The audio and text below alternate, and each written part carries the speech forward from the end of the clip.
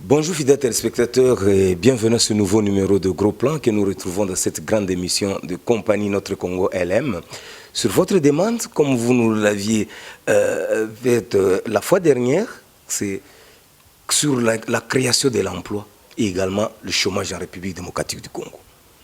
Nous sommes dans l'obligation puisque vous le savez vous-même qu'il existe un office, n'est-ce pas, national de l'emploi qui est chapeauté, n'est-ce pas, par Madame Dr Kikoudi Elia Angélique, qui est directeur général, n'est-ce pas, de cet office. C'est bien elle qui pourrait très bien nous répondre, n'est-ce pas, à nos questions. Bien sûr, avant qu'on y arrive, c'est l'occasion, n'est-ce pas, faisant le larron, nous sommes dans l'obligation d'entrer un peu en profondeur en ce qui concerne sa présentation, le parcours, par exemple, de l'entreprise et pourquoi pas de cette dame qui fait la fierté, n'est-ce pas, de ces femmes, le 30%, n'est-ce pas, qu'on a eu à accorder aux femmes en République démocratique du Congo. Elle fait partie de cette fierté. Alors, en dehors de ça, elle aura nous parler aussi de son projet d'avenir, sa vision, qu'elle a, n'est-ce pas, pour cette entreprise, puisqu'il n'y a plus à discuter. Comme on le dit, il n'y a pas match, il n'y a pas photo. Elle a eu à faire preuve de toutes ses compétences et nous sommes de cœur avec vous, vous-même vous le savez, sur votre demande, nous sommes dans l'obligation de vous donner tout ce que vous êtes en train de nous demander. Alors je ne vais pas faire beaucoup de commentaires, je préfère la laisser parler et Laura répondre à toutes nos questions. Et comme à l'accoutumée, je suis accompagné de notre réalisateur, n'est-ce pas, Médard Lama, Kalama, et c'est bien lui, et derrière la caméra, nous avons Chims Kapangala. Suivons, et on va se retrouver juste après avant que je vous dise au revoir. C'est une dame, comme vous voyez, c'est une Congolaise de la RDC, originaire de la province du Kwilu maintenant, et docteur en médecine, spécialiste en ophtalmologie, ce qui est la maladie des yeux, maladie et chirurgie des yeux. Mais au décours de ma formation, j'ai été amené sur le plateau politique et c'est là que je suis, c'est là que vous venez de me trouver. Je suis ici donc directeur général. J'utilise toujours le masculin parce que c'est une fonction qui est essentiellement masculine. Et si vous dites directrice générale ici, un jour on finit par laisser tomber général et on vous appelle seulement directrice. Je pense que je suis né ou je me suis trouvé dans une période essentiellement favorable pour la femme. Chaque fois que j'ai franchi des étapes dans ma vie, j'ai été favorisé du fait qu'il fallait faire la promotion de la femme, il fallait faire la promotion de la femme. Et comme j'étais positionné dans ce créneau, j'en ai profité pour faire profiter aussi aux autres femmes. Et on dit que l'appétit vient en mangeant. Au fur et à mesure qu'on évolue, on commence à se positionner sur un créneau, parce que la politique c'est large. Hein? On se positionne sur un créneau qu'on aime, et moi mon créneau c'est essentiellement le social. Il y a 60 ans, il n'y avait pas beaucoup de gens qui devaient se plier pour chercher un emploi. Il y avait deux raisons. La population n'était pas aussi dense.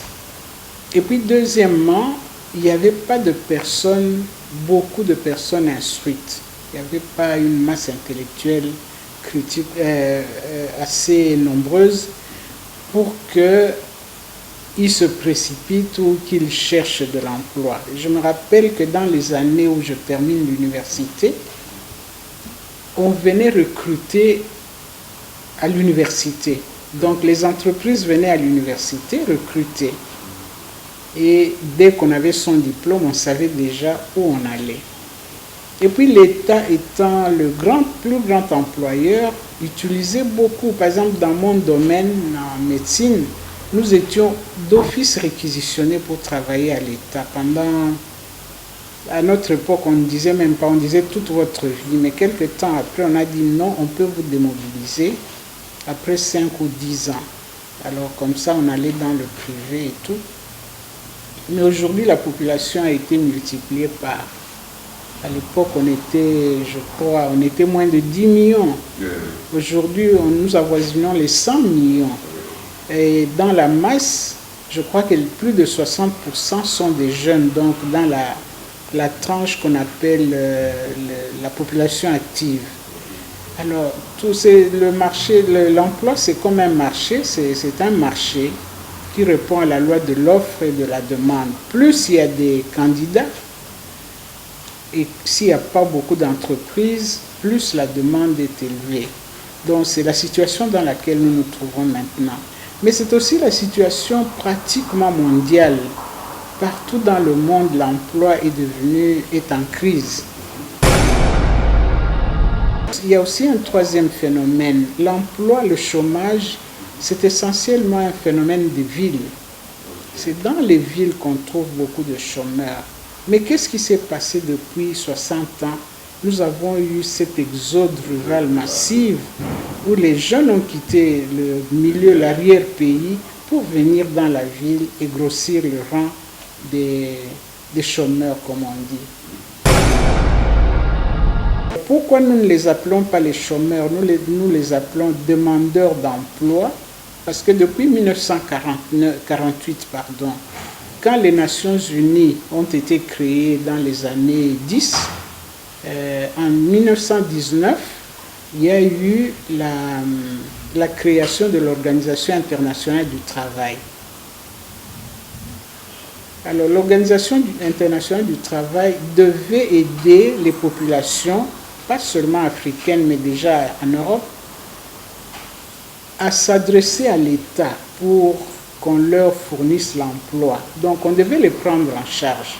Et notre pays, c'était une convention, au cours d'une convention qu'on a appelée la Convention 88, où les pays qui adhéraient à la Charte des Nations Unies, qui adhéraient à la Charte de l'Organisation internationale du travail, ils devaient ratifier, donc accepter que eux, en tant qu'État mandant, devaient fournir du travail, pas fournir, mais s'occuper de demandeurs d'emploi. Donc, un chômeur, dans notre entendement, n'est pas celui qui est assis à la maison et qui attend que le travail lui tombe du ciel. Un chômeur, pour nous, c'est un demandeur d'emploi qui s'adresse à un bureau de l'État où il dit « Moi, je n'ai pas d'emploi, je cherche un emploi ».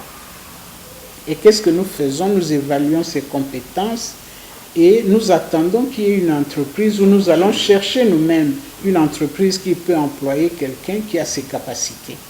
Mais qu'est-ce qui arrive souvent? Les capacités qu'il nous présente, les compétences, ne matchent pas, ne s'harmonisent pas avec une entreprise. Alors là, ce qu'il doit faire, ce que nous faisons, nous lui recommandons de rentrer, se reformer encore un peu, avoir ce qu'on appelle une formation qualifiante, ça veut dire une formation sur le tas. L'emploi n'a pas de coloration politique. L'emploi, c'est un engagement social de tout le monde, pas seulement du gouvernement, mais de tout le monde.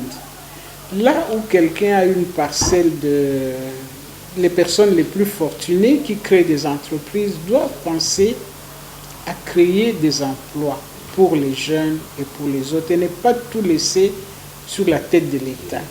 L'État, bien sûr, est là pour sonner toujours tenir la sonnette d'alarme pour dire écoutez, ici j'ai mes chômeurs.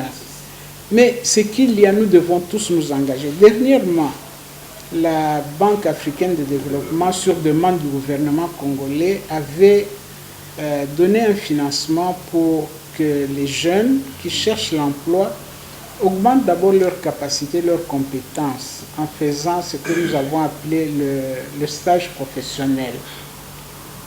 La raison du stage professionnel, c'est que les jeunes viennent sans expérience et toutes les offres d'emploi disent qu'il faut une expérience.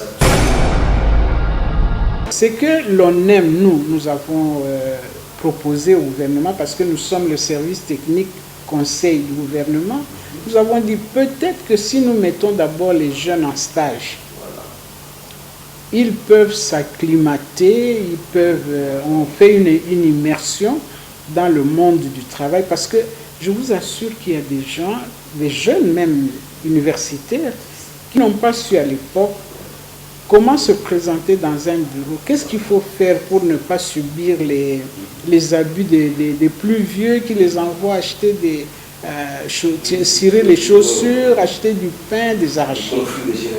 Exact. Alors ce que nous avons fait, c'était vraiment les conscientiser, leur donner ce qu'on appelle la culture d'entreprise. Après, ils ont été pris en charge dans l'entreprise, on leur a appris les ABBA du métier dans lequel on les avait plongés ou immergés. Et après, il y en a qui ont tellement bien travaillé là-bas qu'ils ont décroché des contrats. L'État, il a fait beaucoup d'efforts.